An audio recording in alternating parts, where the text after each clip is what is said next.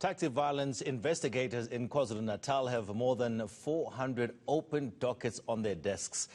There's been a recent spike in shootings in the notoriously dangerous industry. In the final part of a special series on taxi violence, our Dasen Thathiah asks authorities what is being done to stop the bloodshed. I'm Anwar Khan, and I'm the Director of Pentagon Executive Protection. What we do is public transport protection. As soon as we find out that two associations has been granted permission to run on a common route, that has always been the biggest issue.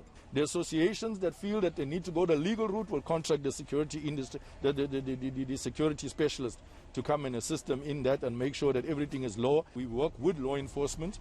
We make sure that we work with the Department of Transport in that. And then, well, there's the side that is totally illegal and underground, where, a hitman gets hired. That illegal side is contributing to the rising body count in a lucrative yet dangerous industry. How many people would you say you killed? Yes.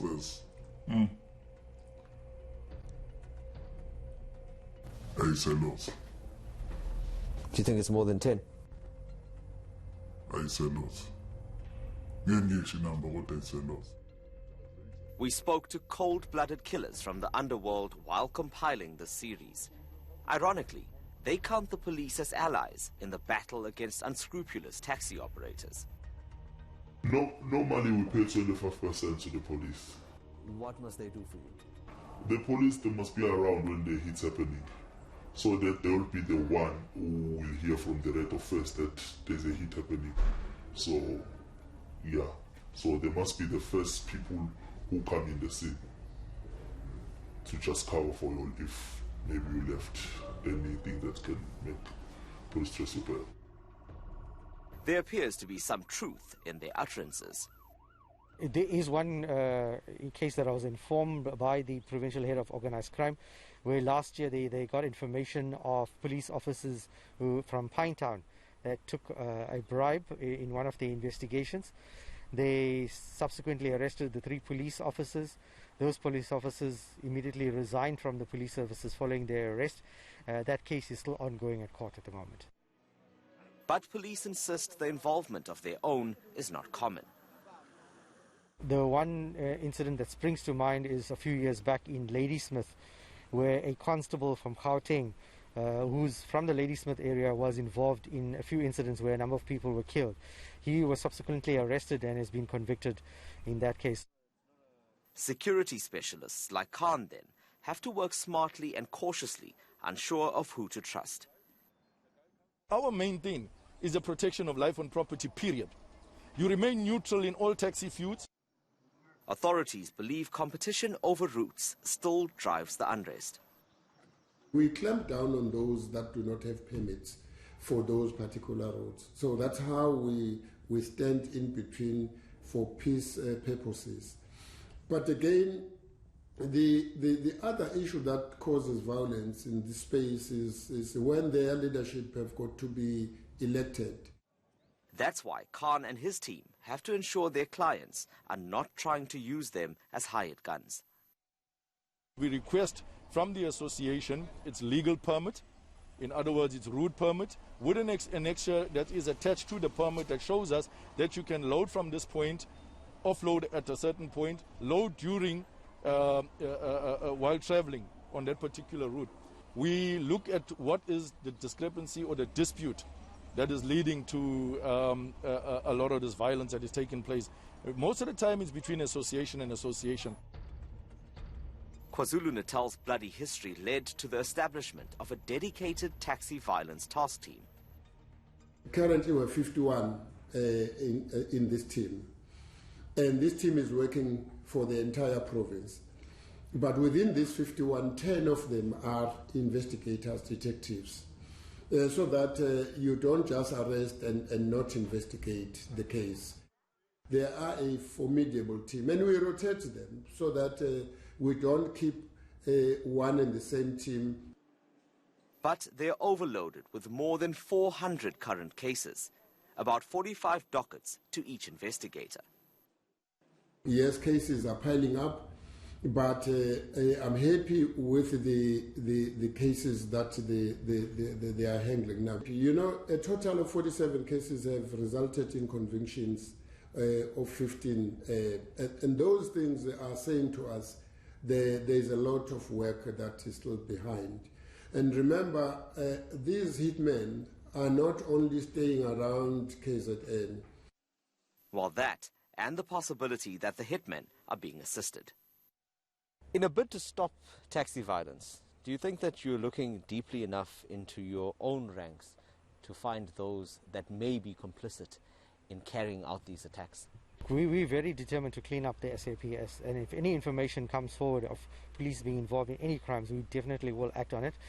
To that end, we have a very capable anti-corruption unit in the province. You will see recently the number of police officers are behind bars now as a result of their investigations. Khan, who's been a protector for more than 2 decades, feels a more proactive approach should be taken.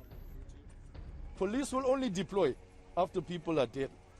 But the present situation and the strength of deployment, if there is a dispute on that particular rank, lies on the specialists. You got to come, you got to assess the threats. You got to have intelligence. You got to have informant network. You got to know if such a hit is coming. As soon as a dispute is raised, government, law enforcement, conflict management, everybody is supposed to have heads raised. And those associations were supposed to be called to a table. Although there have been a series of attacks in KwaZulu-Natal recently, the consensus is that it's nowhere near as bad as a decade ago. There was an association that I was on for 7 years. On 7 years, on nearly every single day or second day, we had shootouts. And, you know, we had people that were there. We used to bury people for a long time. And every weekend there was burials. Every weekend there was, it was chaos. The taxi industry has matured a great deal, because in 1998, 2000, 2005, and the whole of 2000, I was protecting 22 ranks. That means 22 associations I was protecting. And now, I think in dispute, there must be maybe less than 10 ranks. We have 246 associations in KZN, and very few are still having these challenges. You talk about Klip River in Ladysmith, KwaSwaiman, Mpumalanga, in Hammarsdale, and Richards Bay. And, but we are still engaging with the associations, with the leadership of Santago. We reached out to Santago several times in the past few weeks, but our interview requests were ignored. The current Transport MEC, like those who have come before him, is confident that the decades-old war can end. All the structures brought together, we are able to achieve peace and stability within the industry. If violence continues, we have no choice but to shut down the route so that we force people to come to their senses. That's a last resort. A recent report from Ntuli's department shows the SAPS's plan to combat taxi violence in the coming year. Topping the list is improving crime intelligence. For me, the hope is there. The faith is there for us as security specialists. And we hope that one day, you know, that the industry will be a violence-free industry.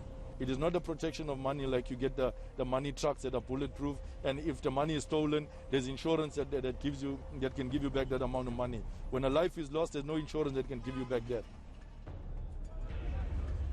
Dasen Thathiah in Durban.